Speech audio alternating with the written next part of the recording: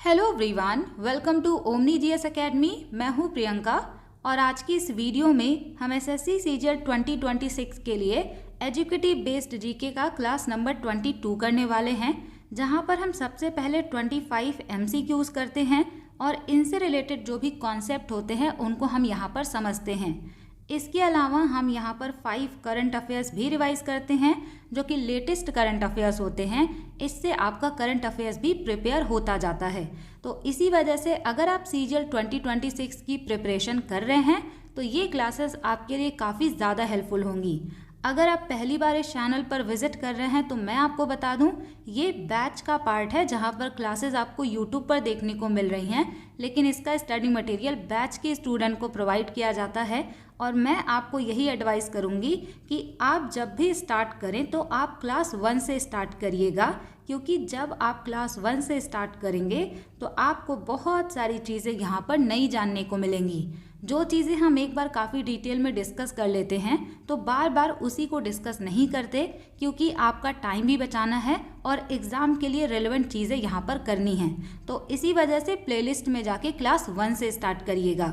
तो चलिए यहाँ पर बिना किसी देरी के क्वेश्चन नंबर 1 से स्टार्ट करते हैं। पहला क्वेश्चन है, the Kambala festival of coastal Karnataka is primarily associated with which of the following traditions. तटीय कर्नाटक का कंबाला महोत्सव मुख्य रूप से निम्नलिखित में से किस परंपरा से जुड़ा हुआ है? तो यहाँ पर राइट आंसर हो जाएगा ऑप्शन सी, ये बफेलो रेसिंग से जुड़ा हुआ है। यहाँ पर बफेलो रेसिंग होता है, ये इसका काफ़ी इम्पॉर्टेंट पार्ट है। अब यहाँ पर देखिए कर्नाटका का फेस्टिवल दिया गया है, तो हम कर्नाटका के सभी इम्पॉर्टेंट फेस्टिवल्स को रिवाइज करेंगे। सबसे पहले यहाँ पर हम मैसूरू दशहरा के बारे में बात करेंगे, जो कि कर्नाटका का स्टेट फेस्टिवल है और ये 10 डेज का फेस्टिवल होता है।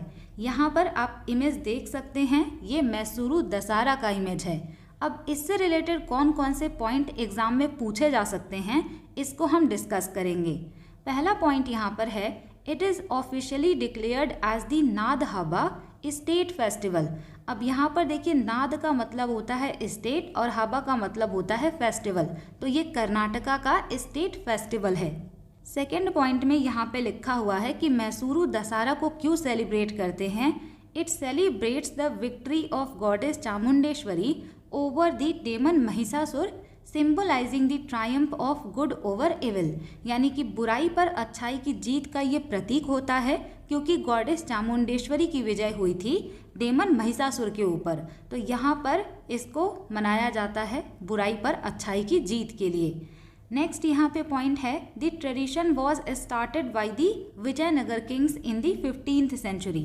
तो ये जो मैसूरू दशहरा मनाने का परंपरा है, ये विजयनगर किंग्स के द्वारा स्टार्ट किया गया था, लेकिन बाद में ये मनाया नहीं जाता था, लेकिन फिर से इसको रिवाइव किया गया। नेक्स्ट यहाँ पे काफ़ी इम्पॉर्टेंट पार्ट है इस फेस्टिवल का, Jambu Savari elephant processions on Vijayadashami where is 750 kg golden howdah Ambari carrying the idol of goddess is mounted on elephant. तो यहाँ पर आपको एलिफेंट प्रोसेशन देखने को मिलेगा, जहाँ पर 750 kg का यहाँ पर हौदा रखा होता है, जिसमें गॉडेस चामुंडेश्वरी जी की मूर्ति रखी होती है। तो ये एलिफेंट के ऊपर रखते हैं और इसी से जुलूस या प्रोसेशन निकाला जाता है। ये इसका इम्पॉर्टेंट हाईलाइट है। नेक्स्ट यहाँ पे फेस्टिवल है उगाड़ी, ये कन्नड़ा न्यू ईयर है। इसी के साथ में ये और भी स्टेट्स में मनाया जाता है, लेकिन कर्नाटका में भी इसको सेलिब्रेट करते हैं, ये आपको ध्यान रखना है। It marks the first day of Chaitra month. तो ये चैत्र मंथ का फर्स्ट डे होता है।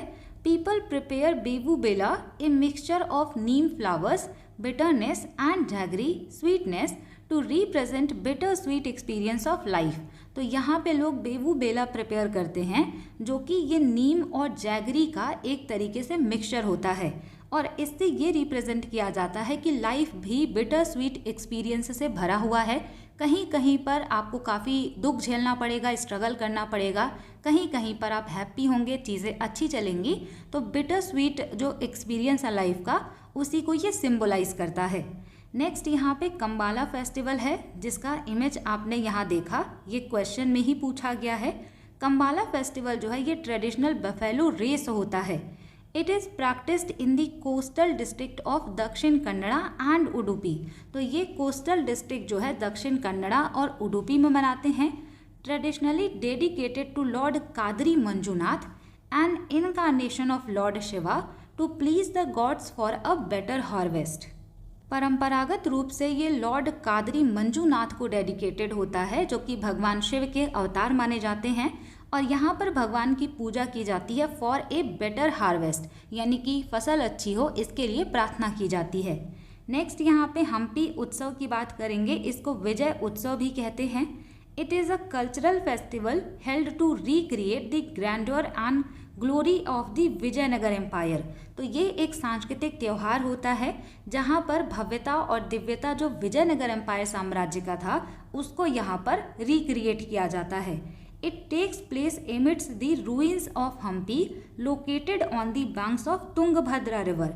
तो ये जो हम्पी के अवशेष बचे हैं वहाँ पर इसको सेलिब्रेट करते हैं, और हम्पी जो है ये तुंगभद्रा रिवर के किनारे लोकेटेड है, आप यहाँ से देख सकते हैं। नेक्स्ट यहाँ पे हम बात करेंगे महामस्तक अभिषेका की। यहाँ से क्वेश्चन 1 लाइनर पहले पूछे गए हैं एसएससी में। महामस्तक अभिषेका एक जैन फेस्टिवल होता है, held only once every 12 years. हर 12 साल में एक बार इसको सेलिब्रेट करते हैं। अगर आपसे पूछा जाए कि कहाँ पर सेलिब्रेट करते हैं तो श्रवण बेलगोला इन हसन डिस्ट्रिक्ट कर्नाटका में मनाया जाता है। अगला यहाँ पे फेस्टिवल है बेंगलुरु करगा, जिसको कि हम केवल करगा फेस्टिवल भी कह सकते हैं। It is celebrated primarily by the Thigala community. तो ये आप स्टार मार्क कर लीजिएगा, इसको थिगाला कम्युनिटी के द्वारा सेलिब्रेट किया जाता है। Held annually at the Dharmaraya Swamy temple to honour goddess Draupadi.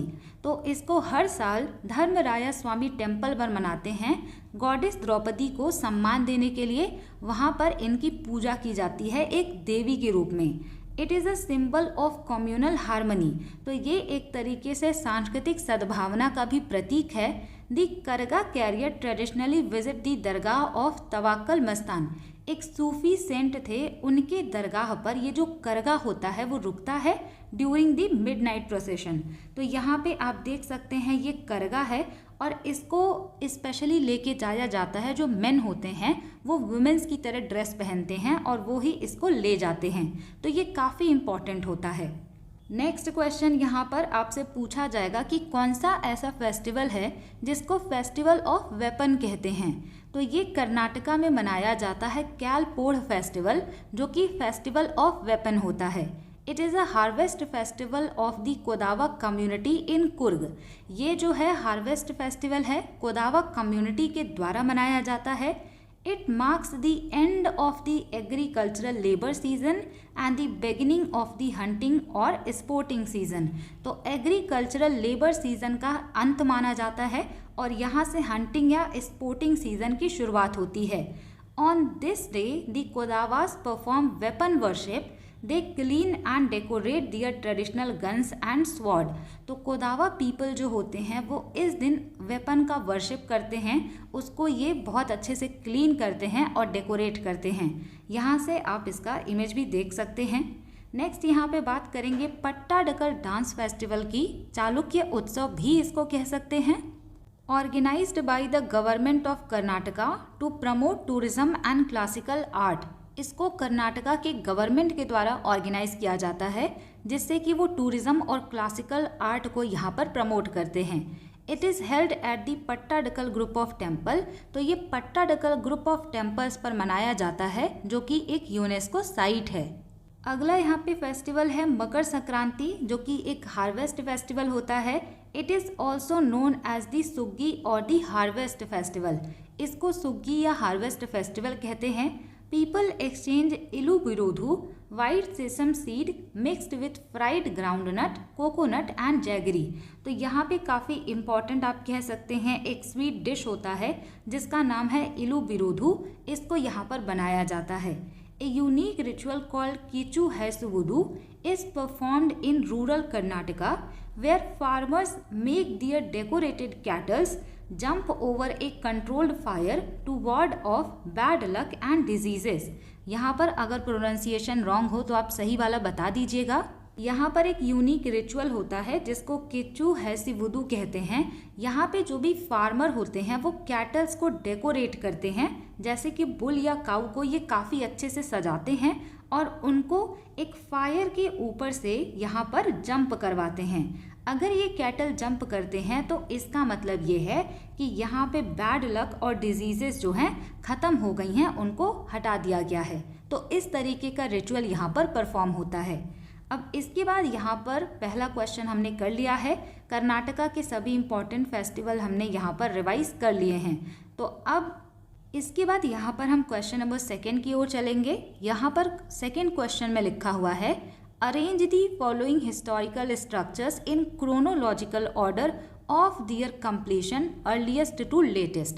तो यहाँ पर आपको इसको क्रोनोलॉजिकल ऑर्डर में लगाना है और अर्लीस्ट से लेटेस्ट वाला आपको बताना है। फर्स्ट यहाँ पे रेड फोर्ट दिल्ली है, दूसरा यहाँ पे जहांगीर महल है ओरछा, और तीसरा यहाँ पर है आगरा फोर्ट अकबर। तो यहाँ पर देखिए सबसे पहले आगरा फोर्ट बनता है, फिर जहांगीर महल, फिर यहाँ पर रेड फोर्ट बनेगा। तो राइट आंसर यहाँ पर हो जाएगा option B, CBA is the correct order. तो यहाँ पर अगर हम बात करेंगे आगरा फोर्ट की, तो आप यहाँ पर ध्यान रखिएगा, आगरा फोर्ट यहाँ पर बनाया जाता है 1573 में अकबर के द्वारा। इसके अलावा अगर हम जहांगीर महल की बात करेंगे तो इसको बनवाया गया था बीर सिंह देव के द्वारा, जो कि बुंदेला डायनेस्टी के थे। अब आप सोचेंगे कि ये बुंदेला डायनेस्टी के थे तो इन्होंने फिर जहांगीर महल क्यों बनवाया? तो आप यहाँ से ये ध्यान रखिएगा कि ये जो बीर सिंह देव थे बुंदेला डायनेस्टी के, ये काफ़ी क्लोज फ्रेंड थे जहांगीर के। जहांगीर जब ओरछा जाने वाले थे तब इन्होंने इस महल को बनवाया था। जहांगीर यहाँ पर एक दिन रहते हैं, उन्हीं के ऑनर में बीर सिंह देव ने इसका नाम ही रख दिया जहांगीर महल। तो जहांगीर महल नाम है, इसको जहांगीर ने नहीं बनवाया था। यहाँ से आप ध्यान रखिएगा कि ये जो जहांगीर महल है इसको 1605 में बनवाया गया। रेड फोर्ट की अगर हम बात करेंगे तो इसको शाहजहां ने बनवाया था। और अगर आपसे पूछा जाए कि किस ईयर में बनवाया गया, तो ये स्टार्ट कराया गया था 1638 में और ये कंप्लीट होता है 1648 में। तो ये इसका करेक्ट क्रोनोलॉजिकल ऑर्डर हो जाएगा। नेक्स्ट यहाँ पे क्वेश्चन नंबर 3 है, determine the correctly matched pair of Gupta era obligations. गुप्त काल के कर्तव्यों या फिर उत्तरदायित्वों से संबंधित सही सुमेलित युग्म की पहचान करें। अब एक चीज़ मैं आपको बता दूं कि जो 2025 का SSC का एग्ज़ाम हुआ वहाँ पर गुप्ता डायनेस्टी काफ़ी पूछा गया। तो अगर आप एग्ज़ाम के लिए प्रिपेयर कर रहे हैं 2026 के लिए, तो गुप्ता डायनेस्टी पढ़ के जाइएगा। इस सीरीज़ में मैंने आपको कंप्लीट गुप्ता डायनेस्टी को रिवाइज कराया है और भी डिटेल में। इसी वजह से अगर आपने हिस्ट्री की क्लासेस देखी हैं प्लेलिस्ट से जाके तो वो बहुत अच्छी बात है, लेकिन जो भी एक्स्ट्रा इन्फॉर्मेशन, एक्स्ट्रा जो यहाँ पर कॉन्सेप्ट हैं वो हम इन्हीं क्वेश्चंस के थ्रू कर रहे हैं। तो ये सारी चीज़ें आपको क्वेश्चन से ही समझ में आती हैं। तो यहाँ पर देखिए, अगर हम इसकी बात करेंगे कि कौन सा करेक्ट है, तो राइट आंसर यहाँ पर हो जाएगा option A, Dashaparadha was the fine from the 10 offences. यानी 10 ऑफेंसेस से जो फाइन मिलता था उसको दशापराध कहते थे। बाकी यहाँ पे बिल्कुल इनकरेक्ट मैच कराया गया है। यहाँ पर हम इसकी भी बात करते हैं कि कौन सा टर्म है और उसका मीनिंग क्या है। ये चीज़ यहाँ पे मैं लिख दे रही हूँ कि हमने इसको इसी सीरीज़ में काफ़ी डिटेल में डिस्कस कर लिया है, लेकिन फिर भी यहाँ पर हम एक बार रिवाइज कर लेते हैं। सबसे पहले यहाँ पर हम समझते हैं कि भाग क्या होता है। तो भाग एक तरीके से आप कह सकते हैं कि ये शेयर होता है। The Kings customary share of the produce usually 1/6 जो है, यानी कि जितना भी प्रोड्यूस होता था उसका 1/6 भाग होता था। कारा यहाँ पे जो है ये एक पीरियोडिक टैक्स होता था जो कि विलेजर्स पर लेवी किया जाता था, विलेजर्स पर लगाया जाता था। अगला यहाँ पे बलि है। अगर हम इसकी बात करेंगे तो ये एक वॉलंटरी ऑफरिंग हुआ करता था। It became a compulsory oppressive tax in the Gupta period, यानी कि ये पहले वॉलंटरी ऑफरिंग था जो अपने हिसाब से दिया जाता था, अपनी इच्छा के अनुसार। लेकिन जैसे ही गुप्ता टाइम पीरियड आता है तो ये कंपल्सरी ऑपरेसिव टैक्स बन जाता है। नेक्स्ट यहाँ पे है Uparikara. It was an extra tax levied on temporary tenants. तो जो भी टेम्पोरेरी टेनेंट्स होते थे, लैंड होल्डर्स होते थे, उनको उपरिकारा टैक्स देना होता था। हिरण्य जो है, it was tax paid in gold और cash rather than in kind, यानी कि इसको किसी सामान के रूप में नहीं दिया जाता था, इसको केवल गोल्ड या फिर कैश में ही पेमेंट किया जाता था। विस्टी जो है ये फोर्स्ड लेबर हुआ करता था। It is very important for exams, इसको आप यहाँ से ध्यान रखिएगा। नेक्स्ट यहाँ पे मूव करेंगे क्वेश्चन नंबर 4 पर। द कंपोजिशन गुरु बिन कैसे गुन गाएं is set to the rhythmic cycle known as. यहाँ पर आपको बताना है कि गुरु बिन कैसे गुन गाएं ये किस ताल पर सेट किया जाता है।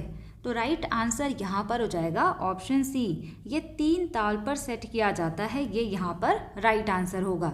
अब यहाँ पे ये जो ऑप्शन में दिया गया है इसकी भी हम बात कर लेते हैं, क्योंकि इस पर भी आगे क्वेश्चन पूछा जाता है और इसके पहले भी क्वेश्चन पूछे गए हैं। इसी सीरीज में हमने इससे रिलेटेड एक क्वेश्चन कवर भी किया है। यहाँ पर देखिए, सबसे पहले हम बात करेंगे झाप ताल की। झाप ताल जो होता है, यहाँ पर टोटल कितने बीट्स होंगे। बीट्स यानी कि इसको हम हिंदी में मात्रास कहते हैं। तो बीट्स यहाँ पे 10 होते हैं और इनका डिवीज़न यानी कि विभाग होता है, इनके 4 सेक्शंस होते हैं। 4 सेक्शन में ये कैसे कैसे डिवाइडेड होंगे, पहले यहाँ पर 2 बीट होगा यानी कि 2 मात्रा, फिर यहाँ पे 3, फिर 2 और फिर 3। तो इस तरीके से इसको डिवाइड किया जाता है। अब यहाँ पे 2 टर्म और आता है, ताली और खाली। ताली का मतलब यहाँ पर होता है क्लैप्स, यानी कि किस बीट पर आप ताली बजाएंगे उसको ताली कहते हैं। Tali is performed on the 1st, 3rd and 8th beat, यानी कि पहले, तीसरे और 8वें बीट पर ताली बजाया जाता है। अब यहाँ पर खाली क्या है, खाली का मतलब होता है एम्प्टी। इसमें ताली नहीं बजाते बल्कि हाथ हवा में लहराते हैं। It is performed on the 6th beat, यानी कि 6th बीट पर खाली होता है। It is a very versatile taal used in both khayal singing and instrumental music. तो इसको ख्याल सिंगिंग और इंस्ट्रूमेंटल म्यूजिक दोनों में इस्तेमाल करते हैं। सेकेंड यहाँ पर है 3 ताल। अब यहाँ पर 3 ताल समझ के ये मत सोचिएगा कि यहाँ पर 3 बीट्स होंगे, 3 नहीं, यहाँ पर 16 बीट्स होते हैं। This is the most common ताल फॉर बिगिनर्स। तो जो लोग भी म्यूज़िक स्टार्ट करते हैं उनके लिए ये काफ़ी कॉमन होता है। It has a symmetrical structure of 4, 4, 4 and 4, यानी यहाँ पे ये डिवाइडेड होता है 4, 4 के बीट पे। पहले 4, फिर 4, फिर फिर यहाँ पे 4 बीट्स होते हैं जिनको मात्रा कहते हैं। अगला यहाँ पे रूपक है। रूपक की बात करेंगे तो यहाँ पर 7 बीट्स होते हैं। Famous for being the only common ताल दैट बिगिंस विथ ए खाली। तो ये एक ऐसा ताल होता है जो खाली के साथ में यानी एम्प्टी स्ट्रोक के साथ में स्टार्ट होता है ऑन दी 1st बीट, जिसको साम कह सकते हैं। कहरवा की बात करें तो इसमें 8 बीट्स होता है। Extremely popular in folk music, bhajanas and film song. तो ये काफ़ी इम्पॉर्टेंट है, काफ़ी फेमस है। इट हैज़ अ 4-4 स्ट्रक्चर, यानी कि इसका जो है आपको 2 सेक्शन देखने को मिलेगा। पहले 4 होगा एंड फिर यहाँ पर 4 बीट्स होते हैं। दादरा जो है यहाँ पर 6 बीट होते हैं। अनदर पॉपुलर लाइट क्लासिकल ताल डिवाइडेड इनटू 3 एंड 3, यानी कि ये 3 बीट्स होंगे, फिर उसके बाद यहाँ पर 3 बीट्स होगा। तो ये नंबर ऑफ बीट आप जो है ध्यान में रखेंगे। क्वेश्चन नंबर 5 है यहाँ पर। According to official rules a standard table tennis ball has a diameter of. यहाँ पे कहने की आधिकारिक नियमों के अनुसार एक मानक टेबल टेनिस गेंद का व्यास कितना होता है, उसका डायमीटर कितना होता है।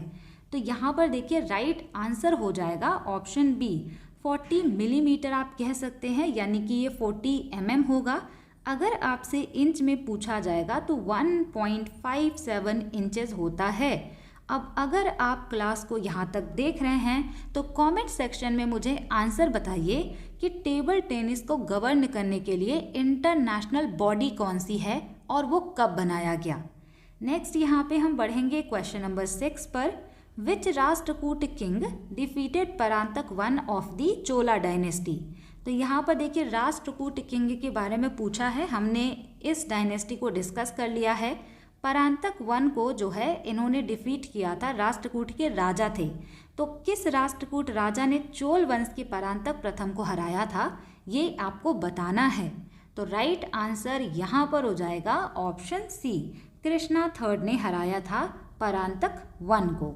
आगे आपसे ये भी पूछा जा सकता है कि परांतक वन जो है ये किस डायनेस्टी के थे, तो ये चोला डायनेस्टी के थे। अगला यहाँ पे है question number 7, which of the following pairs governor general and policy followed is correctly matched. अब देखिए यहाँ पर गवर्नर जनरल और उन्होंने जो पॉलिसी अपनाई थी इसके बारे में दिया हुआ है, आपको यहाँ पर मैचिंग कराना है। अब एक चीज़ मैं आपको बता दूं, अगर आपने बेसिक कवर किया है, जो मैंने आपको पीडीएफ बैच में दिया था सब्जेक्ट वाइज, पहले ही मैंने आपसे कहा था कि एक बार आप उसको देख लीजिएगा, क्योंकि गवर्नर जनरल और उनकी जो पॉलिसी हैं इनसे रिलेटेड मैंने 2 क्लासेस बनाई हैं और ये दोनों क्लासेस आपको काफ़ी बड़ी मिलेंगी, यानी कि लेंथ उसका काफ़ी ज़्यादा है। तो वहाँ पर आप देखेंगे तो आपको सारे पॉइंट मिल जाएंगे, क्योंकि अगर हम गवर्नर जनरल एंड उनकी पॉलिसी को यहाँ पर रिवाइज करेंगे तो 30 या 35 मिनट से ज़्यादा का टाइम लग जाएगा। तो इसके लिए आप हिस्ट्री का लेक्चर कीजिएगा, और अगर आप बैच के स्टूडेंट हैं तो आपको टेलीग्राम ग्रुप में हिस्ट्री का जो सब्जेक्ट वाइज पीडीएफ दिया गया है उसमें गवर्नर जनरल का पीडीएफ मिल जाएगा। तो यहाँ पर देखिए राइट आंसर हो जाएगा ऑप्शन सी, वेलेज़ली जो है ही परस्यूड इंपीरियलिस्ट कॉन्क्वेस्ट, यानी कि साम्राज्यवादी विजय अभियान इसने अपनाया था, ये इसकी पॉलिसी थी। इसको अगर मैं आपको सिंपल लैंग्वेज में बताऊं तो वेलेज़ली ने यहाँ पर स्टार्ट किया था सब्सिडरी अलायंस, जो कि आप यहाँ से ध्यान में रखेंगे और कई बार ये क्वेश्चन एग्जाम में पूछे जाते हैं। नेक्स्ट यहाँ पे अब हम क्वेश्चन नंबर 8 की बात करेंगे। How is the lane width for athletes in races up to 400 meters determined on a synthetic track। यहाँ पर आपसे पूछा गया है सिंथेटिक ट्रैक पर 400 मीटर तक की दौड़ में एथलीटों के लिए लेन की चौड़ाई कैसे निर्धारित की जाती है। तो यहाँ पर राइट आंसर हो जाएगा option B, each lane is 1.22 to 1.25 metres wide marked by 5 centimetre line.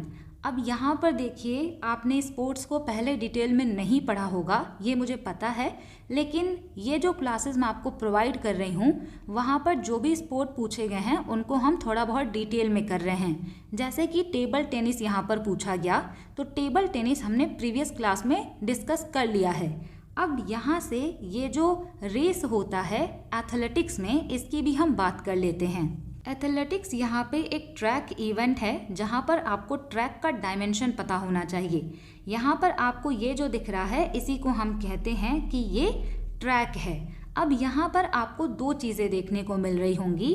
ये वाला जो पार्ट होता है ऊपर और नीचे, इनको हम कह सकते हैं कि ये स्ट्रेट होते हैं, और इसके अलावा आपको ये वाला जो पार्ट दिख रहा है, इन दोनों को हम कहते हैं कि ये सेमी सर्कुलर होते हैं। तो ये काफ़ी इम्पॉर्टेंट यहाँ पर हो जाता है कि आपको 2 चीज़ें स्ट्रेट देखने को मिलेंगी और इधर की जो चीज़ें हैं ये सर्कुलर होती हैं या सेमी सर्कुलर कह सकते हैं। यहाँ पर स्टैंडर्ड ट्रैक लेंथ जो है ये 400 मीटर का होता है और ये फर्स्ट लेन होता है।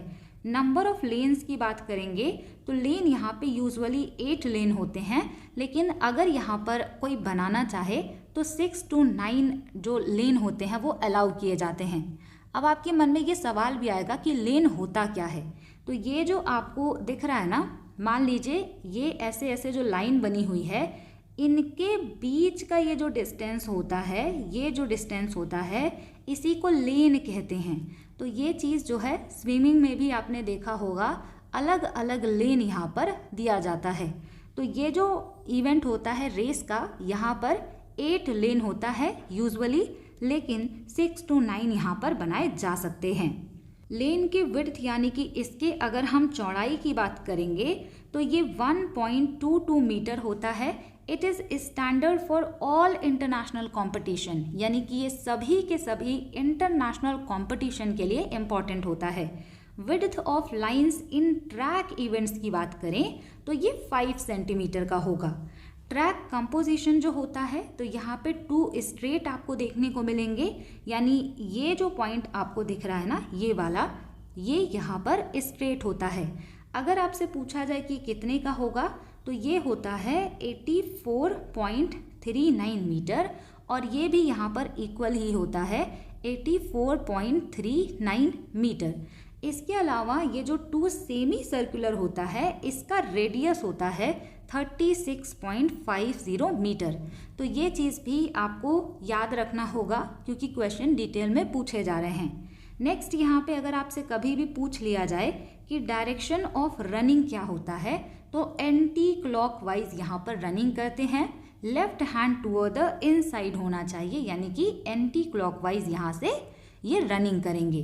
तो ये जो लेन का विड्थ है ये देखिए यहाँ पर पूछा हुआ है, ये 1.22 से लेकर 1.25 मीटर्स तक हो सकता है। इसके बाद यहाँ पर हम बात करेंगे क्लासिफिकेशन ऑफ रनिंग इवेंट की। कई बार जब आप करंट अफेयर्स पढ़ते हैं तो आपने sprint, long distance, relay races, hurdle और स्टेपल चेस के बारे में पढ़ा होगा। ये सारी चीज़ें क्या होती हैं इनको हम यहाँ पर समझते हैं। सबसे पहले अगर हम स्प्रिंट की बात करें तो ये काफ़ी छोटे डिस्टेंस का रेस होता है जो 100 मीटर, 200 मीटर एंड 400 मीटर का हो सकता है।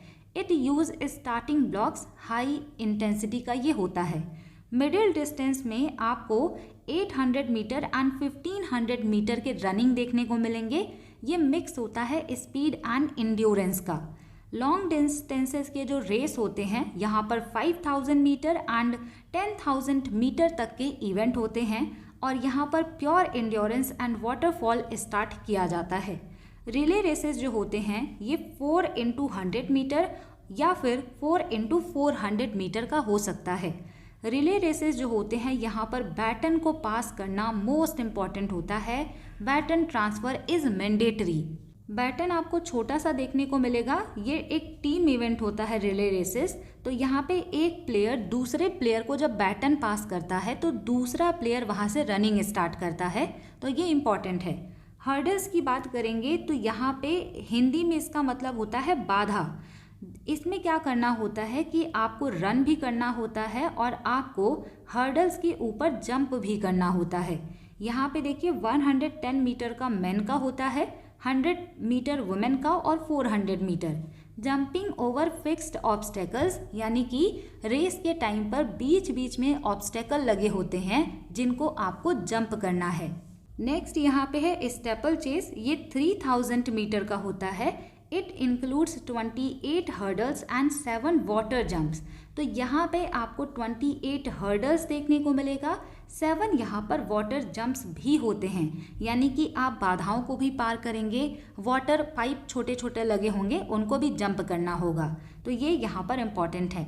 अगर हम हर्डल स्पेसिफिकेशन की बात करें तो यहाँ पे कितने मीटर का हर्डल होता है और यहाँ पर नंबर ऑफ हर्डल कितने होते हैं ये एग्ज़ाम में कभी कभार पूछ लिया जाता है। और यहाँ से देखिए दिल्ली पुलिस कांस्टेबल का जो एग्ज़ाम होता है इसमें काफ़ी डिटेल में क्वेश्चन पूछे जाते हैं। यहाँ पर देखिए इवेंट की बात कर लेते हैं। डिस्टेंस, हर्डल की हाइट कितनी होगी और नंबर ऑफ हर्डल कितने होंगे। मेंस का जो हर्डल होता है 110 मीटर का, यहाँ पर हर्डल की हाइट होती है 1.067 मीटर।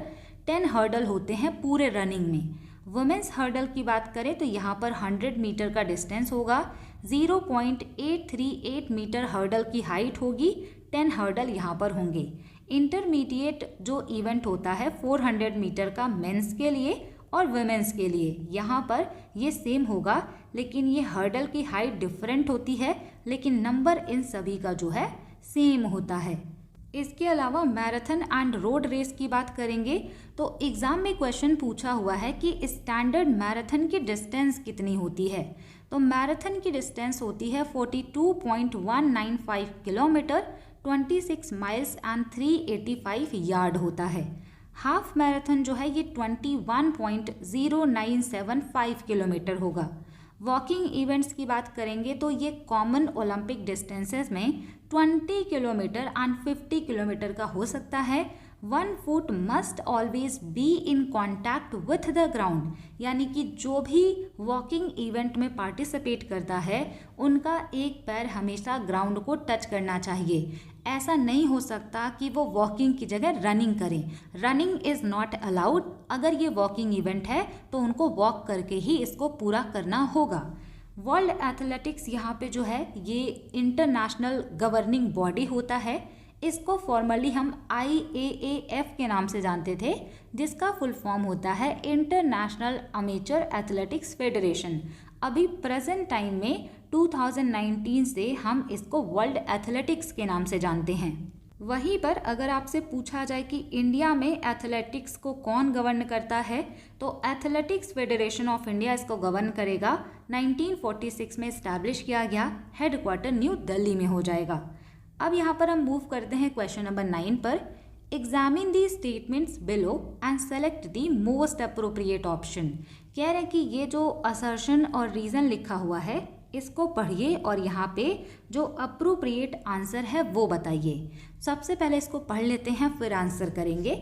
असर्शन में लिखा हुआ है India's Dornier aircraft aid and OCC role show a shift in its development partnership with Sri Lanka towards defence focus.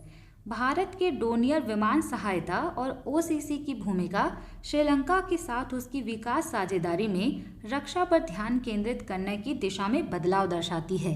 यानी इंडिया जो डोनियर एयरक्राफ्ट की सहायता दे रहा है श्रीलंका को, तो यहाँ पर वो डेवलपमेंट से हट करके अब डिफेंस में भी फोकस कर रहे हैं, श्रीलंका के साथ पार्टनरशिप करने में, हेल्प करने में। रीज़न यहाँ पर लिखा हुआ है President Dishanayaka declined India's maritime security assistance and requested only cultural and financial cooperation।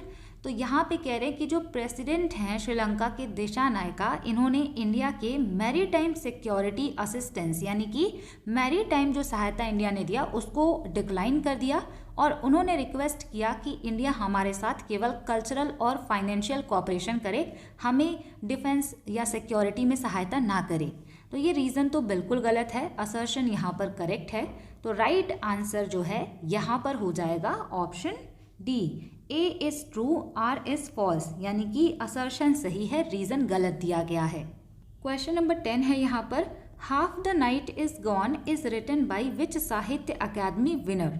यहाँ पर आपसे पूछा गया है half the night is gone किस साहित्य अकादमी विजेता के द्वारा लिखी गई है। तो राइट आंसर यहाँ पर हो जाएगा ऑप्शन डी, अमिताभ बागची के द्वारा इसको लिखा गया है। और अगर आपसे पूछा जाए कि साहित्य अकादमी अवार्ड जो है इनको कब मिला था, तो 2019 में मिला था इन इंग्लिश कैटेगरी, यानी इंग्लिश लैंग्वेज की कैटेगरी में इनको ये अवार्ड दिया गया था, ये आप ध्यान रख सकते हैं। नेक्स्ट यहाँ पे हम चलेंगे क्वेश्चन नंबर 11 पर। Who won the men's and women's recurve titles at the 2024 national archery championship held in Jamshedpur. अब ये जो क्वेश्चन है इसी से रिलेटेड क्वेश्चन पूछा गया RRB NTPC में भी सेम ईयर में, तो इम्पॉर्टेंट यहाँ पर हो जाता है। अगर आप किसी भी एग्ज़ाम की तैयारी कर रहे हैं, लेकिन जो भी एग्ज़ाम लेटेस्ट में होते हैं उनके क्वेश्चन आपको देख कर जाने होते हैं, चाहे वो रेलवे के हों, चाहे वो SSC के हों, या फिर वो दिल्ली पुलिस कांस्टेबल के हों, या फिर किसी भी एग्ज़ाम के हों। क्वेश्चन में लिखा गया है जमशेदपुर में आयोजित 2024 राष्ट्रीय तीरंदाजी चैंपियनशिप में पुरुष और महिला रिकर्व खिताब किसने जीता। तो यहाँ पर राइट आंसर हो जाएगा ऑप्शन सी, धीरज बोमा देवरा ने जीता मेंस की कैटेगरी में, दीपिका कुमारी ने जीता वुमेन्स की कैटेगरी में। तो ऑप्शन सी जो है यहाँ पर राइट आंसर हो जाएगा। अगला क्वेश्चन यहाँ पर देखते हैं, क्वेश्चन नंबर 12 है, विच of the following about the 73rd inter services water polo championship 2024-25 is और आर करेक्ट।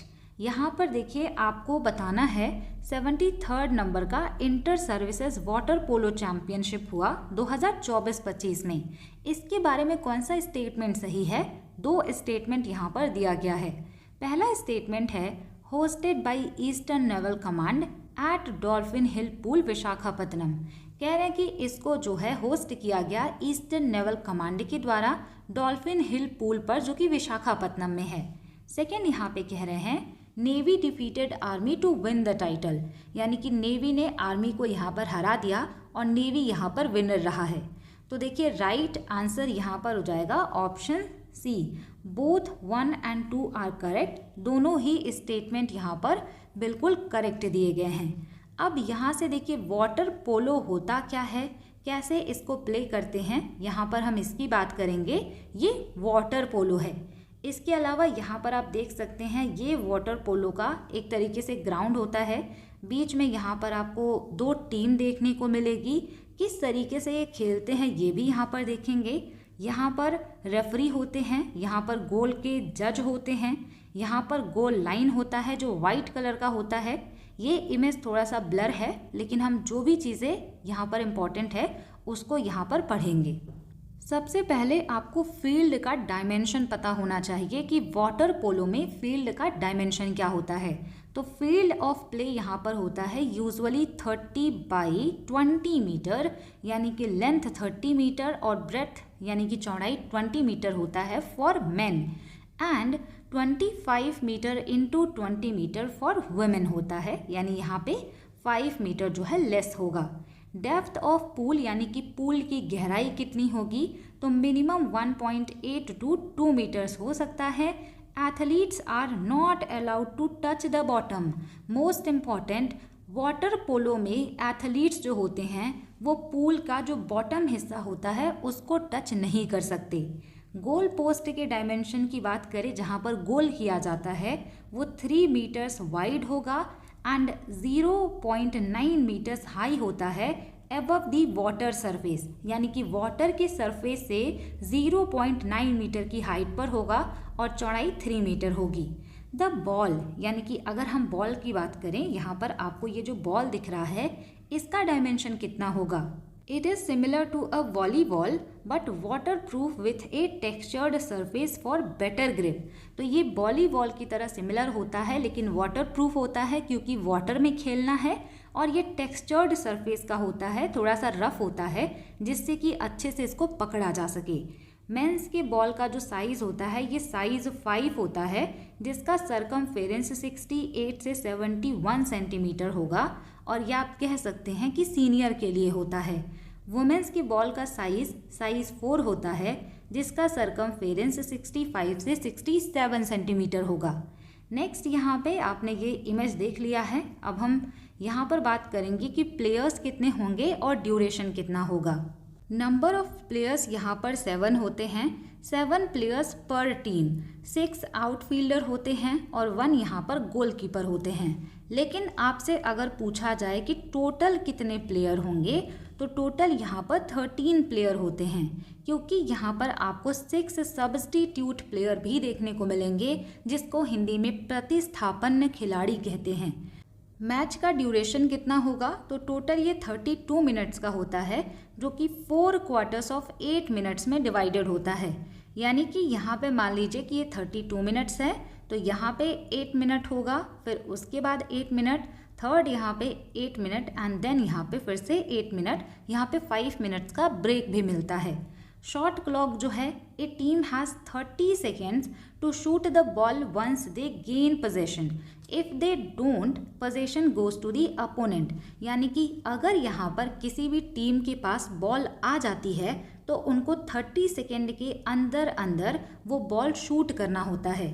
अगर वो ऐसा नहीं करेंगे तो ये बॉल जो है अपोनेंट टीम को दे दिया जाता है। अगर यहाँ पर की रूल्स की बात करेंगे तो 1 हैंड का रूल होता है। Players must handle the ball with only 1 hand at a time, except the goalkeeper who can use 2 hands within the 5 meter area। यानी कि गोलकीपर के अलावा जितने भी प्लेयर होते हैं वो केवल एक हाथ ही एक टाइम पर इस्तेमाल कर सकते हैं। इसी को 1 हैंड रूल कहते हैं। No touching the bottom. Players must swim और tread water using the egg beater kick throughout the game. जो भी प्लेयर होते हैं वो पूल के नीचे वाले हिस्से यानी बॉटम को टच नहीं कर सकते, उनको ऊपर बने रहने के लिए स्विम करना पड़ता है या फिर एग बीटर किक करना पड़ता है जिससे कि वो सरफेस पर बने रहें। इसके बाद यहाँ पर एक और पॉइंट आता है कैप कलर। अगर आपसे पूछा जाए कि ये जो प्लेयर होते हैं वाटर पोलो में इनके कैप का कलर क्या होगा, home team usually wears white cap. अब देखिए यहाँ पर ना होम टीम क्या होता है। मान लीजिए वाटर पोलो खेला जा रहा है ओडिशा में, और वहाँ की जो टीम है अगर उसमें पार्टिसिपेट करती है तो वो होम टीम हो जाएगी, क्योंकि उसी स्टेट में वाटर पोलो खेला जा रहा है और उसी स्टेट की टीम है। यानी एक तरीके से अगर जिस स्टेट या जिस भी कंट्री में खेला जाता है उसके जो पार्टिसिपेंट होते हैं उनको हम कह सकते हैं कि वो होम टीम है। इनको वाइट कैप पहनना होता है। The visiting team wears blue और डार्क कैप। जो भी टीम किसी बाहर स्टेट या फिर किसी बाहर कंट्री से आती है उनको ब्लू या फिर डार्क कैप पहनना होता है। And both the goalkeeper wear red cap. लेकिन दोनों ही टीम के जो गोलकीपर होते हैं वो रेड कैप पहनते हैं, जिनका नंबर 1 से 13 तक का हो सकता है, यानी इसके बीच में कोई भी नंबर हो सकता है। यहाँ पर देखिए गोलकीपर जो होते हैं ये रेड कैप पहनेंगे, और जो भी टीम यहाँ पे दूसरे जगह से आती है विजिटिंग टीम, ये यहाँ पर ब्लू कलर का कैप पहनेंगे। जो होम टीम होता है ये यहाँ पर वाइट कलर की कैप को पहनते हैं। आगे बढ़ते हैं, यहाँ पर नेक्स्ट पॉइंट की बात करेंगे।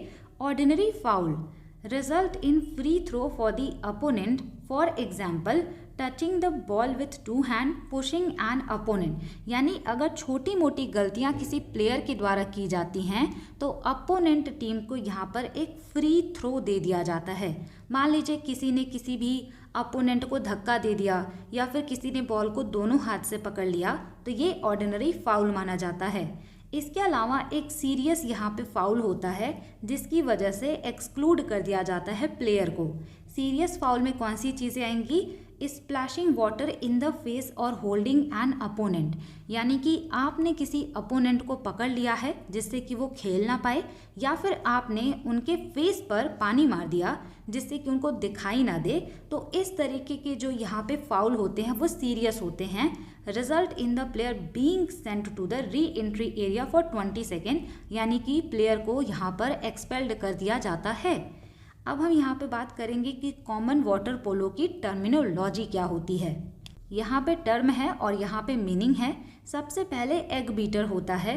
It is a circular kicking motion used to stay upright in the water, यानी पानी में ऊपर रहने के लिए सर्कुलर तरीके से अपने पैरों को किकिंग मोशन में लाना होता है, उसको एग बीटर कहते हैं। ड्राई पास की बात करेंगे। A pass thrown and caught in the air without the ball touching the water, यानी अगर आपने बॉल को हवा में फेंका और हवा में ही उसको पकड़ लिया गया तो वो ड्राई पास होता है। इसके बाद यहाँ पर वेट पास होता है जो कि आपको नाम से ही समझ में आ रहा होगा। A pass landed deliberately in the water, यानी ऐसा पास जो कि वाटर में हो। कॉर्नर थ्रो जो है awarded if the ball goes over the goal line having last been touched by goalie, यानी कि यहाँ पे अगर बॉल जो है गोल लाइन के ऊपर से निकलती है और लास्ट टाइम पर उसको जो है गोल कीपर जो वहाँ पर होते हैं जो गोल करते हैं उनके द्वारा टच किया गया होता है, तब कॉर्नर थ्रो दिया जाता है अपोनेंट टीम को। पेनाल्टी थ्रो की बात करेंगे तो इसका मतलब ये है कि पेनाल्टी के तौर पर एक थ्रो दिया जाता है। Taken from the 5 metre line after the major foul inside the goal area. Goal area में अगर किसी ने बहुत ही बड़ा फाउल कर दिया तो अपोनेंट टीम को पेनाल्टी थ्रो मिल जाता है। यहाँ पर नोट्स डाल के मैंने लिखा हुआ है कि इसका जो ओरिजिन है वाटर पोलो का, ये ग्रेट ब्रिटेन में हुआ था लेट 19th सेंचुरी में। ओलंपिक स्टेटस की बात करेंगे कि ये जो वाटर पोलो है ये कब ओलंपिक्स में आया। It was the first team sport added to the Olympic Games Paris 1900। इसको 1900 के पेरिस ओलंपिक्स में इंक्लूड किया गया और ये पहला टीम स्पोर्ट था ओलंपिक्स में ऐड किया जाने वाला। गवर्निंग बॉडी कौन है इंटरनेशनल लेवल पर? तो वर्ल्ड एक्वेटिक्स, जिसको कि पहले फिना कहा जाता था। मोस्ट सक्सेसफुल नेशन कौन रहा है वाटर पोलो में? तो वो हंगरी हो जाएगा। हिस्टोरिकली डोमिनेटेड इन दी मेंस ओलंपिक इवेंट, इन्होंने मेंस ओलंपिक इवेंट में बहुत ज़्यादा बार डोमिनेट किया है। यहाँ पर इंडिया की भी बात कर लेते हैं। In India water polo is governed by the swimming federation of India established in 1948। Headquarter is in Ahmedabad, Gujarat. तो इंडिया में वाटर पोलो गवर्न किया जाता है स्विमिंग फेडरेशन ऑफ इंडिया के द्वारा, जिसको बनाया गया 1948 में, जिसका हेडक्वार्टर है अहमदाबाद, गुजरात में। नेक्स्ट यहाँ पर हम मेजर नेशनल चैम्पियनशिप की भी बात करेंगे। कई बार क्या होता है कि करंट अफेयर्स में बहुत सारे इवेंट होते हैं और हमें समझ नहीं आता कि ये कौन सा फॉर्मेट है और कितनी बार ये इवेंट हो रहे हैं। तो जब आपको ये चीज़ें पता होंगी ना तो आपको चीज़ें अच्छे से समझ में आएंगी। यहाँ पर सबसे पहले है सीनियर नेशनल एक्वेटिक चैम्पियनशिप। यहाँ पर आता है inter services water polo championship, जहाँ से आपको ये क्वेश्चन देखने को मिला है। यहाँ पर आप देख सकते हैं inter services water polo championship. तो ये किसके लिए होता है, क्यों इसको ऑर्गेनाइज करते हैं, ये भी लिखा हुआ है। It is a prestigious tournament between army, navy and air force. तो ये ऐसा टूर्नामेंट है जो कि आर्मी, नेवी और एयरफोर्स के बीच में होता है। इसका लेटेस्ट एडिशन 2024-25 में हुआ।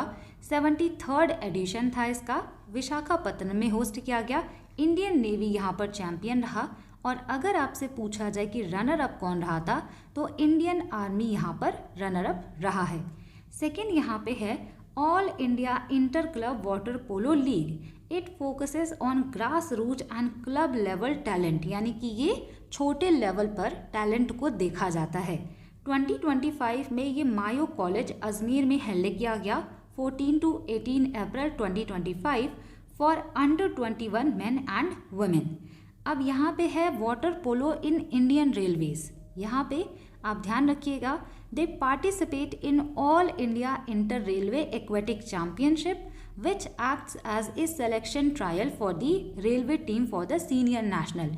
यानी कि यहाँ पर जो चैम्पियनशिप होता है उसमें सिलेक्शन किया जाता है और ये टीम बनाई जाती है बाद में सीनियर नेशनल खेलने के लिए। The railway sports promotion board frequently recruits elite water polo player under the sports quota. यहाँ पे रेलवे स्पोर्ट प्रमोशन बोर्ड के द्वारा जो भी वाटर पोलो के अच्छे प्लेयर होते हैं उनको यहाँ पर रिक्रूट किया जाता है under the sports quota. Performance at international level, यानी कि वाटर पोलो में इंडिया का क्या परफॉर्मेंस रहा है, तो यहाँ पे देखिए 1951 का जो एशियन गेम हुआ, इंडिया ने यहाँ पर गोल्ड मेडल जीता था, जो कि फर्स्ट एशियन गेम था, न्यू दिल्ली में होस्ट किया गया था। जब यहाँ पे 1970 का एशियन गेम आया तो इंडिया ने यहाँ पर वाटर पोलो में सिल्वर जीता, यानी पहले गोल्ड, देन सिल्वर, देन यहाँ पे ब्रॉन्ज। एशियन गेम 1982 जो हुआ, यहाँ पर इंडिया ने ब्रॉन्ज मेडल जीता। एशियन चैम्पियनशिप जो लेटेस्ट का है 2025, यहाँ पर इंडियन मेंस टीम जो है 9th रैंक पर रही। तो ये वाटर पोलो का परफॉर्मेंस है। आई होप मैंने आपको वाटर पोलो से रिलेटेड सारी इंपॉर्टेंट चीज़ें बता दी हैं। मूव करेंगे नेक्स्ट क्वेश्चन पर, और यहाँ पर है question number 13। Taxes on inter state trade are restricted by article dash unless parliament otherwise provides. अंतर्राज्यीय व्यापार पर कर अनुच्छेद डैश द्वारा प्रतिबंधित है जब तक कि संसद अन्यथा प्रावधान न करे। सिंपल भाषा में आपसे यहाँ पर ये पूछा गया है कि जब भी इंटर स्टेट ट्रेड होता है तो जो स्टेट होते हैं वो टैक्सेस नहीं लगा सकते जब तक पार्लियामेंट यहाँ पर कोई प्रोविज़न ना बना दे। तो ये किस आर्टिकल में दिया हुआ है ये आपसे पूछा गया है। राइट आंसर यहाँ पर हो जाएगा ऑप्शन ए, आर्टिकल 286 में दिया गया है। क्वेश्चन नंबर 14 है, read the below statements about enzymes and choose the correct option. आपसे पूछा गया है कि एंजाइम के बारे में ये 3 स्टेटमेंट पढ़िए और करेक्ट वाला ऑप्शन बताइए। पहले स्टेटमेंट में लिखा गया है enzymes increase the activation energy of A reaction. कह रहे हैं कि एंजाइम जो होते हैं ये सक्रिय ऊर्जा को बढ़ाते हैं। दूसरा कह रहे हैं enzymes are specific to the substrates due to active site configuration. Enzyme सक्रिय स्थल विन्यास के कारण सब ट्रेट के लिए विशिष्ट होते हैं। तीसरा लिखा गया है enzyme activity is affected by pH and temperature. Enzyme की जो एक्टिविटी होती है ये पीएच और टेम्परेचर की वजह से चेंज होती है। यहाँ पर देखिए सेकंड सही है, थर्ड सही है, फर्स्ट गलत है, क्योंकि ये एक्टिवेशन एनर्जी जो होता है उसको इंक्रीज नहीं उसको डिक्रीज करते हैं। तो राइट आंसर हो जाएगा option B, only second and third are correct. Next है question number 15, which of the following statements about the finance commission of India is correct. यहाँ पर आपसे फाइनेंस कमीशन के बारे में पूछा गया है। भारत के वित्त आयोग के बारे में निम्नलिखित में से कौन सा कथन सही है? यहाँ पर देखिए पहला लिखा हुआ है its recommendations are binding on the union and state government. कह रहे हैं कि फाइनेंस कमीशन जो भी यहाँ पर एडवाइस देगा वो मानना ही पड़ेगा, बाध्यकारी होगा। दूसरा है its member enjoy a fixed tenure protected from executive removal. इसमें जो मेंबर होते हैं उनका फिक्स्ड टेन्योर होता है और उनका रिमूवल नहीं होता। थर्ड है its recommendations are advisory in nature and not legally binding, यानी इनका रिकमेंडेशन जो है सलाहकारी होता है, बाइंडिंग नहीं होता। डी है it submit its report directly to the parliament for enactment, यानी कि ये अपनी रिपोर्ट को डायरेक्टली पार्लियामेंट को देते हैं। ये जो फाइनेंस कमीशन ऑफ इंडिया होता है इसके रिकमेंडेशंस बाइंडिंग नहीं होते, इनका फिक्स्ड टेन्योर यहाँ पर नहीं होता। इसके अलावा इनका जो रिकमेंडेशन है ये एडवाइजरी होता है और ये जो अपनी रिपोर्ट होते हैं ये पार्लियामेंट को नहीं, ये प्रेसिडेंट को देते हैं। तो ये यहाँ से आप ध्यान रख सकते हैं, क्या पता नेक्स्ट बार आपसे पूछ लिया जाए कि ये रिपोर्ट किसको देंगे। अब अगर आप वीडियो देख रहे हैं तो आपके लिए यहाँ पर सेकंड क्वेश्चन है कि आप मुझे बताइएगा कि फाइनेंस कमीशन जो है ये किस आर्टिकल में दिया गया है। यहाँ पर ऑप्शन सी राइट आंसर हो जाएगा, हिंदी वाले ऑप्शन में भी। क्वेश्चन नंबर 16 है according to the 2025 energy transition index which factor is crucial for attracting long term investment in energy transition. 2025 ऊर्जा संक्रमण सूचकांक के अनुसार ऊर्जा संक्रमण में दीर्घकालिक निवेश को आकर्षित करने के लिए कौन सा कारक महत्वपूर्ण है, यानी कि एनर्जी ट्रांजिशन में अगर लॉन्ग टर्म में इन्वेस्टमेंट लेकर के आना है तो कौन सा यहाँ पे फैक्टर इम्पॉर्टेंट होगा। तो राइट आंसर यहाँ पर हो जाएगा option B, adaptive and stable policy यहाँ पर अगर बनाया जाएगा कंट्रीज़ के गवर्नमेंट के द्वारा तभी इन्वेस्टमेंट होगा। और ये चीज़ केवल एनर्जी ट्रांजिशन पर नहीं, सभी चीज़ों पे आप कह सकते हैं कि अप्लाई होता है। अगर किसी कंट्री का पॉलिसी फ्रेमवर्क काफ़ी ज़्यादा अच्छा है, स्ट्रिक्ट है, सारी चीज़ें ढंग से काम करती हैं, तो यहाँ पर इन्वेस्टमेंट आता ही आता है। यहाँ पे देखिए इसके पहले भी हमने एनर्जी ट्रांजिशन इंडेक्स के बारे में बात किया है, लेकिन एक बार फिर से रिवाइज कर लेते हैं।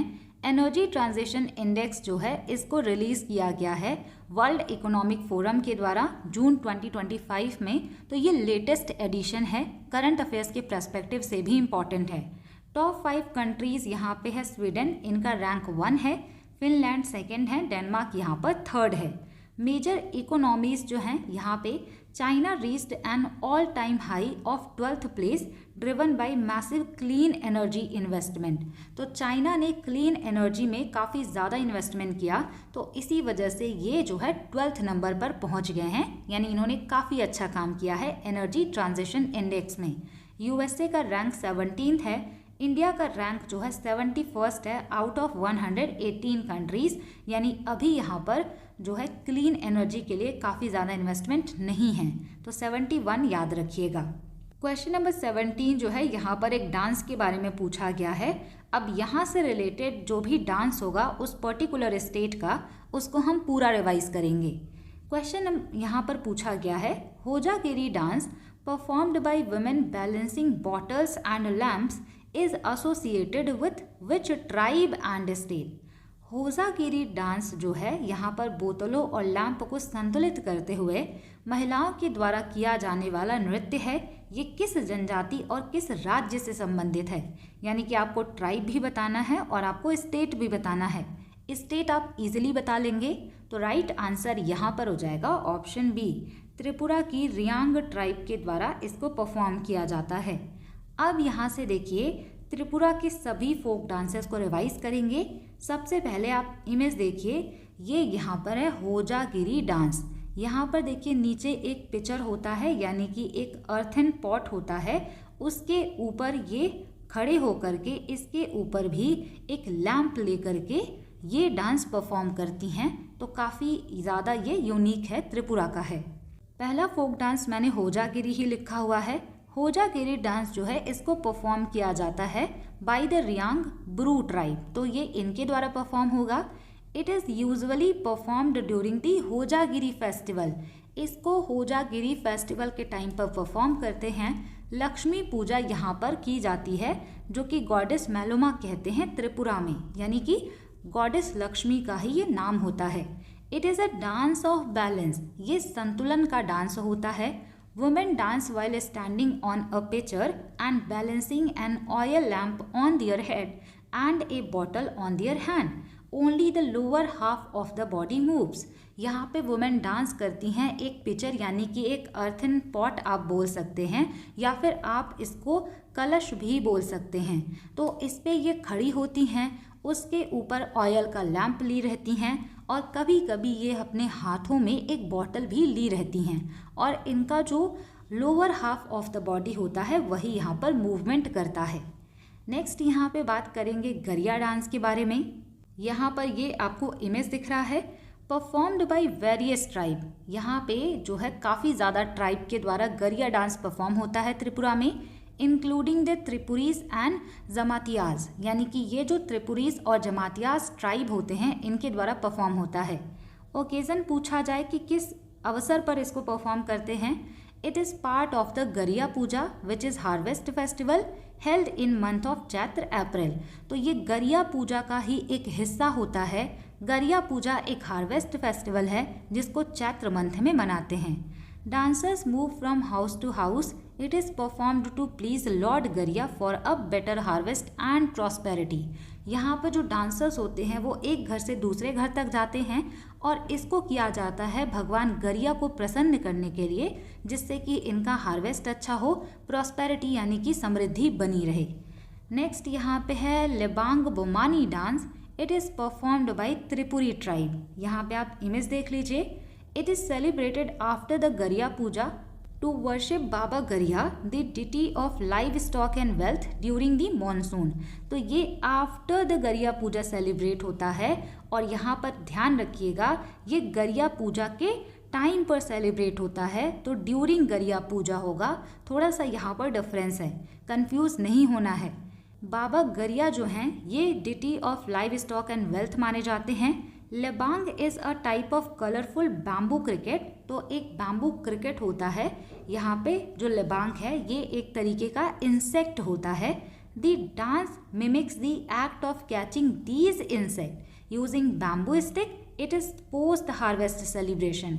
तो यहाँ पे ये जो इंसेक्ट है, ये जो इंसेक्ट होता है क्रिकेट, इसको ही कैच कैसे किया जाएगा बैम्बू स्टिक का यूज़ करते हुए, उसी को डांस के माध्यम से दिखाते हैं।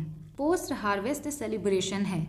नेक्स्ट यहाँ पे ममिता डांस की बात करेंगे। वन लाइनर फॉर्म में एग्जाम में पूछा गया था कि ममिता या फिर ममैता डांस कहाँ का है, तो ये त्रिपुरा का है।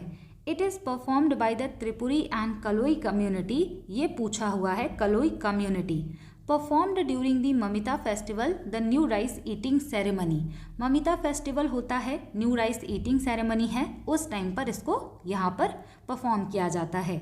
मोसाक सुलमानी डांस की बात करेंगे। It is performed by Tripuri, Noatia and Mura Singh communities. इसको इन कम्युनिटीज़ के द्वारा परफॉर्म किया जाता है। It is related to the hunting tradition of the community. तो ये हंटिंग ट्रेडिशन को यहाँ पर दिखाता है। The dance mimics the hunting of a deer. Mosak refers to the deer and the movement represent the hunter tracking and catching the animal. Mosak का मतलब यहाँ पर होता है डियर, और इसी को कैसे यहाँ पर पकड़ा जाएगा, कैसे कैच किया जाएगा, हंटिंग को यहाँ पर रिप्रेजेंट किया जाता है। बीजू डांस जो है ये चकमा ट्राइब करते हैं त्रिपुरा के। अब बहुत सारे स्टूडेंट कंफ्यूज होंगे बिहू डांस को लेकर के, तो ये दोनों बिल्कुल ही अलग हैं, कंफ्यूज नहीं होना। बीजू पूछा जाएगा तो वो त्रिपुरा की चकमा ट्राइब करेंगी, और अगर आपसे बिहू पूछा जाएगा तो वो अलग है। नेक्स्ट है यहाँ पे Hai Hak dance. It is performed by the Halam community. ये हलम कम्युनिटी के द्वारा परफॉर्म किया जाता है। It is a traditional harvest dance performed after the jhum shifting cultivation. तो ये हार्वेस्ट डांस है जो कि शिफ्टिंग कल्टीवेशन के बाद परफॉर्म करते हैं। It is a social dance where the community gathers to offer prayers to goddess Lakshmi. यहाँ पे समुदाय के लोग इकट्ठा होते हैं और गॉडेस लक्ष्मी को प्रेयर ऑफर करते हैं। अब इसके बाद लास्ट में यहाँ पे है Gala Muchamo dance. It is performed by the Tripuri tribe. Tripuri tribe के द्वारा परफॉर्म होता है। Performed at the end of the harvest season, harvest season के एंड में परफॉर्म करते हैं। Dancers wear traditional attire like the Rignai that is lower garment and Risa that is upper garment. It is a dance of joy and community bonding. यहाँ पर ध्यान रखिएगा कि जो लोअर गारमेंट होता है उसको रिगनई और जो अपर गारमेंट होता है उसको रीसा कहते हैं। क्वेश्चन नंबर 18 अब हम यहाँ पर डिस्कस करेंगे। What is the main reason for the decline in core inflation across most countries in 2024। यहाँ पर सबसे पहला आपसे ये कहा गया है कि 2024 में अधिकांश देशों में कोर मुद्रास्फीति में गिरावट का मुख्य कारण क्या है।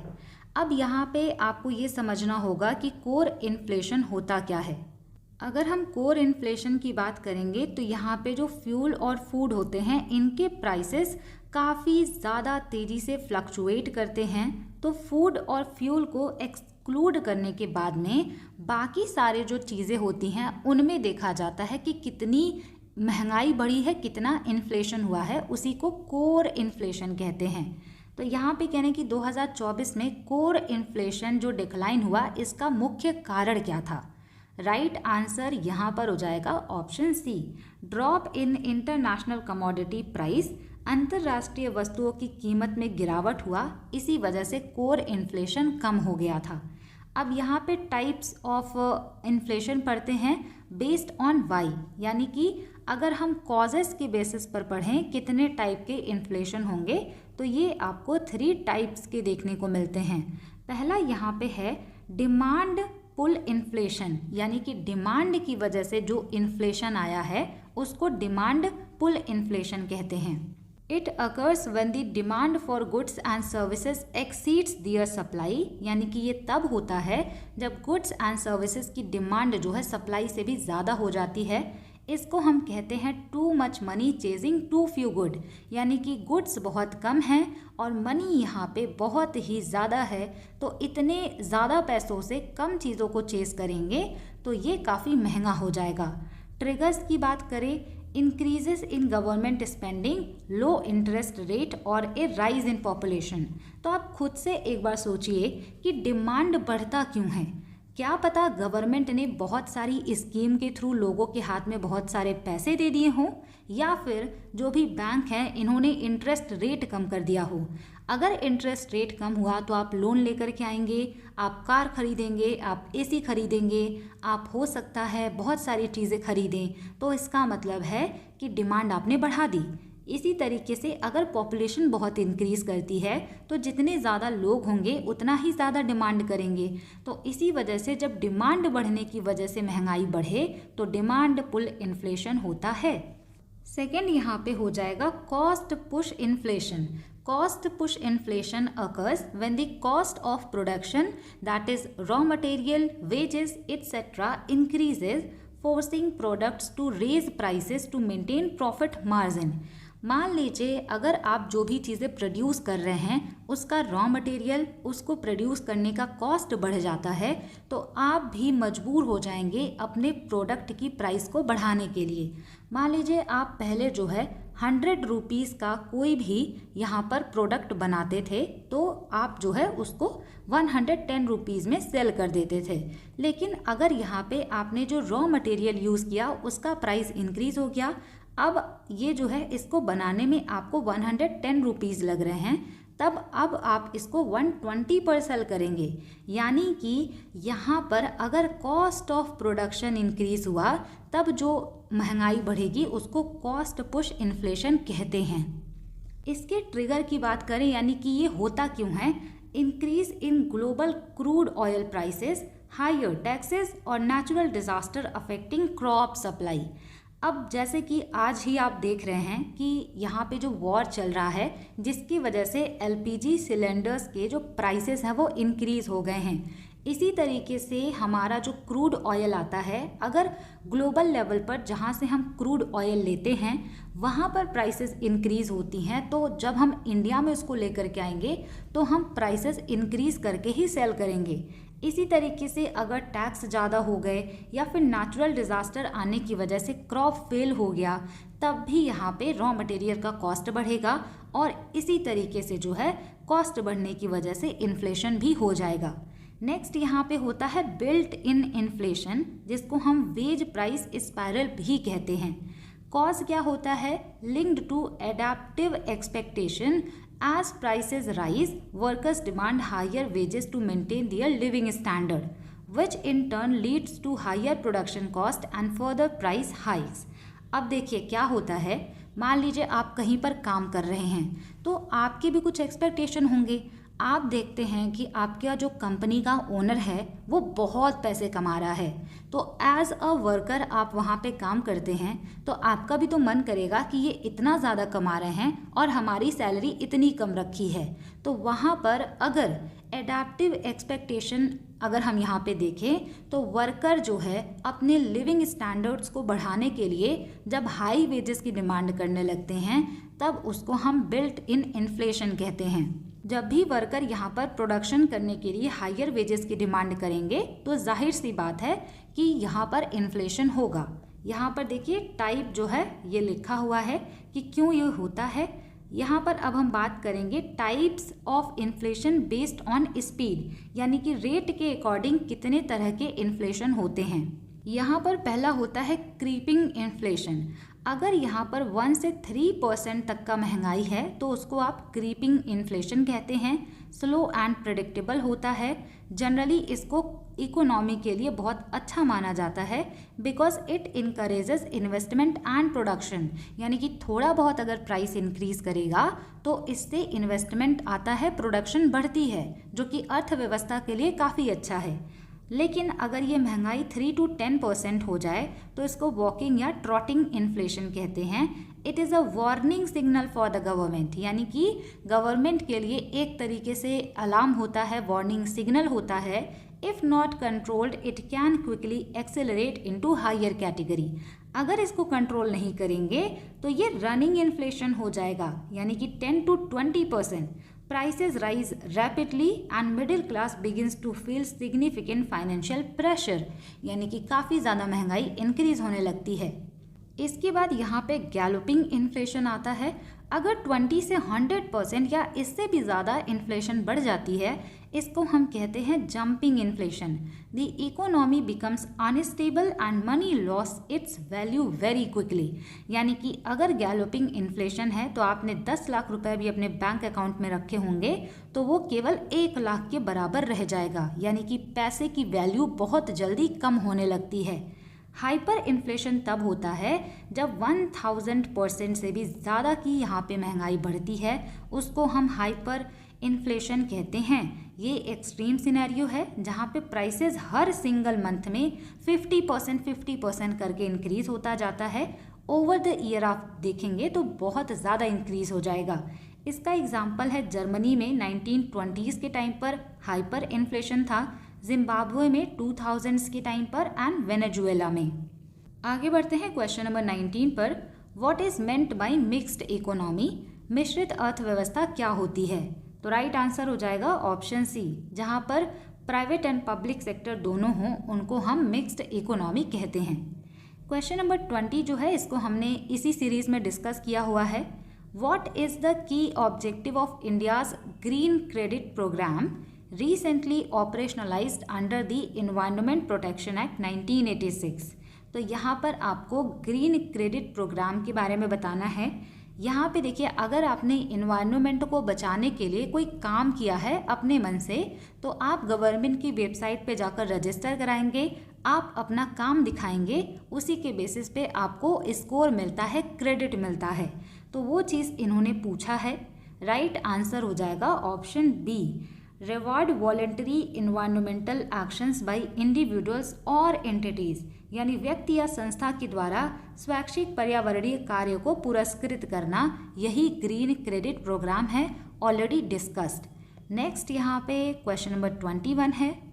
Consider the following statements. यहाँ पर आपको इन स्टेटमेंट्स पर विचार करना है और विचार करके करेक्ट वाला बताना है। पहला स्टेटमेंट यहाँ पर लिखा गया है, Article 131 provides exclusive original jurisdiction to high courts in federal dispute, यानी कि अनुच्छेद 131 संघीय विवादों में उच्च न्यायालय को अनन्य आरंभिक अधिकारिता प्रदान करता है।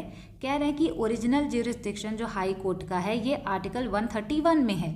सेकेंड में लिखा हुआ है the supreme court can adjudicate disputes between state under article 131।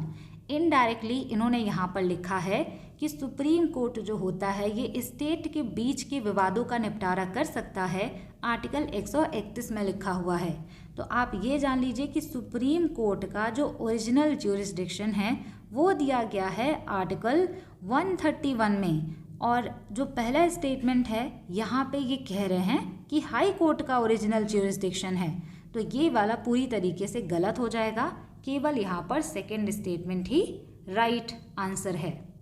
Question number 22, which reform enabled MNCs to enter India. यहाँ पे कहने की मल्टीनेशनल कॉरपोरेशंस जो हैं ये भारत में प्रवेश करने में सक्षम हुए किस वजह से। तो राइट आंसर हो जाएगा ऑप्शन बी, एलपीजी रिफॉर्म जो हुए थे वहाँ पर ग्लोबलाइजेशन हुआ, इसी के वजह से जो एमएनसीज हैं वो इंडिया में एंटर करते हैं, क्योंकि उस टाइम पर इंडिया ने अपनी इकोनॉमी को ओपन किया। क्वेश्चन नंबर 23, असर्शन और रीज़न यहाँ पर दिया गया है, पढ़ना है और करेक्ट आंसर बताना है। The disinvestment policy has been widely criticised in India. कह रहे हैं कि जब गवर्नमेंट अपने जो कंपनी होती है उनके अंडर में उसके स्टेक को सेल करते हैं तो काफ़ी ज़्यादा उनको क्रिटिसिज्म झेलना पड़ता है। आम बोलचाल की भाषा में आपने सुना होगा कि सरकार जो है वो देश को बेच देगी, कंपनी को बेच रही है, सारी चीज़ें प्राइवेट कर रही है, ये आप ज़रूर सुनते होंगे। तो उसी को समझ लीजिए कि डिसइन्वेस्टमेंट कहते हैं। रीज़न यहाँ पे बता रहे हैं, it resulted in increased market monopoly by the public sector undertaking. यहाँ पे कहने की अगर गवर्नमेंट डिसइन्वेस्टमेंट करती है, अपना शेयर बेच देती है, तो इससे मार्केट में एकाधिकार हो जाता है गवर्नमेंट की कंपनीज का। बिल्कुल अपोजिट लिखा हुआ है, जब भी डिसइन्वेस्टमेंट किया जाता है तो वहाँ पर मोनोपोली क्रिएट नहीं होती। डिसइन्वेस्टमेंट का मतलब ही होता है कि गवर्नमेंट जो है अपनी मोनोपोली ख़त्म करके प्राइवेट लोगों को लेकर के आ रही है। तो यहाँ पर कैसे मोनोपोली हो जाएगी, बिल्कुल अपोजिट लिखा हुआ है। तो यहाँ पर देखिए राइट आंसर हो जाएगा option C, assertion is true but reason is false. तो यहाँ पे सी वाला राइट आंसर है। नेक्स्ट यहाँ पर बात करते हैं क्वेश्चन नंबर 24 की।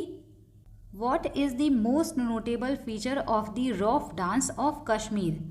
अब कश्मीर का जो फोक डांस है ऑलरेडी डिस्कस किया हुआ है। बार बार आप ये सुन रहे हैं कि ऑलरेडी डिस्कस हैं, तो आपको ऑफेंड नहीं होना है। क्लास 1 से स्टार्ट करेंगे तो आपको पता चल जाएगा कि हमने इसको पढ़ लिया हुआ है। यहाँ पर आपसे ये पूछा गया है कि मोस्ट नोटेबल फीचर क्या है रॉफ डांस का, जो कि कश्मीर का है। तो यहाँ पर देखिए जो फुट वर्क होता है डांसर्स का, ये काफ़ी यहाँ पर इम्पॉर्टेंट फीचर होता है।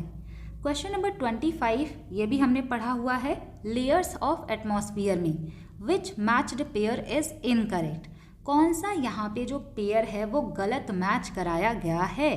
यहाँ पर देखिए मेसोस्फीयर में मेटियोर्स बर्न होते हैं, स्ट्रेटोस्फीयर में ओजोन लेयर है, एक्सोस्फीयर में कह रहे हैं कि ट्रोपोस्फियरिक क्लाउड होगा। एक्सोस्फीयर में ट्रोपोस्फियरिक क्लाउड क्यों होगा। थर्मोस्फीयर में कह रहे हैं कि ये इंटरनेशनल स्पेस स्टेशन का ऑर्बिट है। राइट आंसर हो जाएगा ऑप्शन सी, क्योंकि ये इनकरेक्ट है। यहाँ पर हमने 25 क्वेश्चंस कवर कर लिया। अब यहाँ पर हम करंट अफेयर्स रिवाइज करते हैं। यहाँ पर आज मैंने वन लाइनर के फॉर्मेट में अरेंज नहीं किया है। यहाँ पर हम पहला करंट अफेयर्स देखते हैं। 2026 विंटर ओलंपिक्स 6 से लेके 22 फेब 2026 में होस्ट किया गया। होस्ट सिटीज़ यहाँ पे था मिलान एंड कॉर्टिना, जो कि इटली का है। अगर आपसे पूछा जाए कि इसका मोटो क्या रखा गया, तो इसका मोटो रखा गया it's your vibe. Total sports की बात करेंगे तो यहाँ पर 8 स्पोर्ट्स थे, 16 डिसिप्लिन था। अब देखिए मेरी हैबिट है कि मैं आपको सारी चीज़ें बताऊँ, तो यहाँ पे ना कई बार आपको सोचना चाहिए कि स्पोर्ट क्या है, डिसिप्लिन क्या है। तो स्पोर्ट जो होता है ये एक तरीके से आप कह सकते हैं कि इंडिविजुअल जो स्पोर्ट होते हैं हम उनकी बात करते हैं, और डिसिप्लिन जो होता है ये स्पोर्ट का भी कैटेगराइजेशन होता है, यानी बहुत सारे ऐसे स्पोर्ट होते हैं उनमें भी बहुत सारे फॉर्मेट होते हैं तो उनको हम डिसिप्लिन कह देते हैं। तो 8 स्पोर्ट और 16 डिसिप्लिन होगा। न्यू स्पोर्ट कौन सा इंट्रोड्यूस किया गया, तो इसकी माउंटेनियरिंग यहाँ पर इंट्रोड्यूस किया गया। इंडियाज पार्टिसिपेंट्स की बात करेंगे तो आरिफ मोहम्मद खान अल्पाइन स्कीइंग से और स्टैंजिन लुंडुप ने यहाँ पर पार्टिसिपेट किया। यहाँ पर आप ध्यान रखेंगे कि ओपनिंग सेरेमनी के ये इंडिया के फ्लैग बियरर थे और क्लोजिंग सेरेमनी के टाइम पर ये इंडिया के फ्लैग बियरर थे। अगर आपसे पूछा जाए कि इंडिया का रैंक क्या था विंटर ओलंपिक्स में, तो इंडिया का रैंक 0, क्योंकि कोई भी मेडल नहीं आया किसी भी चीज़ में। रैंक 1 यहाँ पे नॉर्वे का था, 18 gold, 12 silver, 11 bronze. Second rank USA, third Netherland. Next यहाँ पे बात करते हैं करप्शन परसेप्शन इंडेक्स 2025 की। रिलीज़ किया गया है ट्रांसपेरेंसी इंटरनेशनल के द्वारा, जो कि नॉन गवर्नमेंटल ऑर्गेनाइजेशन है। इंडिया का रैंक 91 है, स्कोर 39 है, टाइड विथ मालदीव। कई बार क्या होता है कि आप डायरेक्ट इंडिया की रैंकिंग पढ़ लेते हैं, लेकिन इंडिया के साथ में मालदीव्स का भी 91st रैंक है। तो आपसे पूछा जा सकता है कि इंडिया का रैंक किसके साथ में शेयर हुआ है, तो मालदीव्स के साथ में शेयर हुआ है। भूटान का रैंक यहाँ पर काफ़ी ज़्यादा अच्छा है, 18th नंबर पे है। चाइना 76th, श्रीलंका 107th पे है, पाकिस्तान 136 एंड बांग्लादेश 150th पर। अगर टॉप कंट्री की बात करेंगे तो डेनमार्क का रैंक 1 है, यानी कि ये लीस्ट करप्ट हैं। सेकेंड फिनलैंड है और थर्ड सिंगापुर है। मोस्ट करप्ट है south Sudan and Somalia.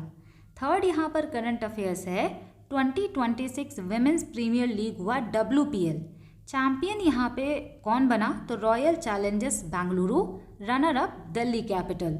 Final venue भी एग्जाम में पूछा जाता है और आजकल तो डेट भी पूछा जा रहा है। फाइनल वेन्यू इसका हो जाएगा BCA stadium Kotambi Vadodara. Most run जिन्होंने बनाया उनको ऑरेंज कैप मिलता है, तो ये स्मृति मंधाना को मिला। मोस्ट विकेट जिन्होंने लिया उनको पर्पल कैप मिलता है, तो सोफी डेविन को मिला। और इनको प्लेयर ऑफ द सीरीज भी यहाँ पर बताया गया है, तो दोनों चीज़ें इंपॉर्टेंट हैं। फोर्थ यहाँ पर है NITI Aayog national institute for transforming India. 1 जनवरी 2015 को इस्टेब्लिश किया गया। चेयरमैन इसके प्राइम मिनिस्टर होते हैं, वाइस चेयरमैन सुमन बेरी हैं। तो ये लिखा क्यों है मैंने, ये इस वजह से लिखा है क्योंकि नीति आयोग के नए CEO का यहाँ पर अपॉइंटमेंट किया गया है और वो हैं निधि छिब्बर। इनको जो है 24 फरवरी 2026 को अपॉइंट किया गया। प्रोड्यूसर यानी कि इनके पहले CEO कौन थे, तो BVR Subrahmanyam. Fifth current affairs है यहाँ पर 79th संतोष ट्रॉफी 2025-26 का हुआ। ये फुटबॉल का टूर्नामेंट होता है।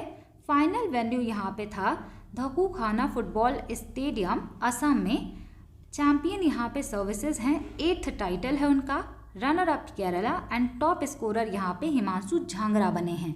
तो यहाँ पे देखिए हमने 5 करंट अफेयर्स भी कवर कर लिया और मैंने आपको 25 MCQs भी डिटेल में करा दिए। तो अगर आपने इस क्लास को लास्ट तक देखा है, आपको क्लास अच्छी लगी है, आपको समझ में आया या नहीं, ये सारी चीज़ें आप कमेंट सेक्शन में बता सकते हैं। और अगर आपको वीडियो अच्छी लगी है तो इसको हाइप कर सकते हैं और इसको शेयर कर सकते हैं जो भी CGL 2026 की तैयारी कर रहे हैं। अगर आपने इस वीडियो को लास्ट तक देखा है तो thanks for watching, stay tune, keep learning, keep working hard.